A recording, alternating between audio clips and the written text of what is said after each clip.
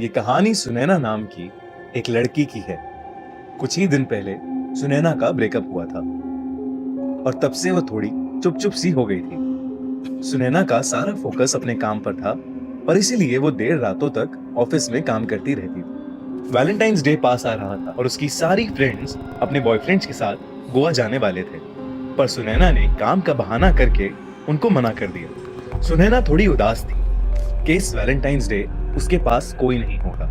Valentine's day पर Sunaina office में ही काम कर रही थी। जब वो काम करते करते थक गई तब वो ऑफिस के नीचे एक कॉफी शॉप में जाके बैठ गई। वहां उसे उसके एक्स बॉयफ्रेंड जैसा दिखने वाला एक आदमी दिखा जिसके साथ उसने बातें करनी शुरू कर दी। बातें करते करते सुनैना को वो लड़का पसंद आने लगा और दोनों ने क्लब में जाने का प्लान किया। सुनैना ने रात भर उस लड़के के साथ खूब डांस किया और वो बहुत दिनों बाद काफी खुश महसूस कर रही थी। उस लड़के ने जब सुनैना से उसके घर चलने के लिए कहा तो सुनैना ने हाँ कर दिया। सुनैना जब उस लड़के के घर पहुंची तो वो थोड़ी ड्रंक थी और उसे साफ साफ समझ आ रहा था कि वो घर थोड़ा अजीब, उस घर में अजीब सी महक थी जिससे सुनैना का दम घुट रहा था। फिर भी सुनैना उस लड़के पर भरोसा करके उसके साथ बेडरूम में चली गई। जैसे ही उस लड़के ने सुनैना को गले लगाया वैसे ही सुनैना को ऐसा लगा कि उस लड़के ने उसके नेक पर बहुत जोर से काटा। सुनैना ने उसे तुरंत पीछे धक्का दिया और धक्का देते ही उसने देखा कि उस लड़के का चेहरा पूरी तरह से बदल चुका है। ऐसा लग रहा था कि मानो वो कोई भयानक मॉन्स्टर हो। सुनैना बुरी तरह घबरा गई। वो लड़का सुनैना की तरफ आगे बढ़ा और सुनैना डर के मारे बेहोश हो गई।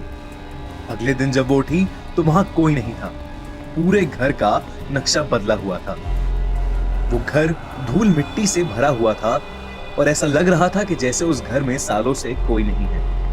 वो तुरंत वहां से निकलकर अपनी एक फ्रेंड के घर चली गई। उस लड़के के बारे में मालूम करने पर सुनैना के होश उड़ गए। जब उसने कॉफी शॉप ओनर से पूछा कि उस रात आपने मेरे साथ कोई लड़का देखा था, तो वो बोला कि नहीं, हमने किसी को नहीं देखा। इनफैक्ट हम तो ये सोच रहे थे कि सुनैना अकेले किसको देखकर बात कर रही है। सुनैना को ये बात सुनकर बहुत अजीब लगा। उसके बाद वो उसी क्लब में गई और क्लब मैनेजर से उसी लड़के के बारे में पूछा, तो क्लब मैनेजर ने उसे सीसीटीवी फुटेज दिखाई जिसमें उसने देखा कि उस रात वो अकेले ही नाच रही थी। जब उसने उस लड़के के बारे में और इंफॉर्मेशन निकाली तो उसे पता चला कि वो लड़का जो उसे कॉफी शॉप में मिला था उसे मरे हुए 2 साल से ज्यादा हो चुके थे।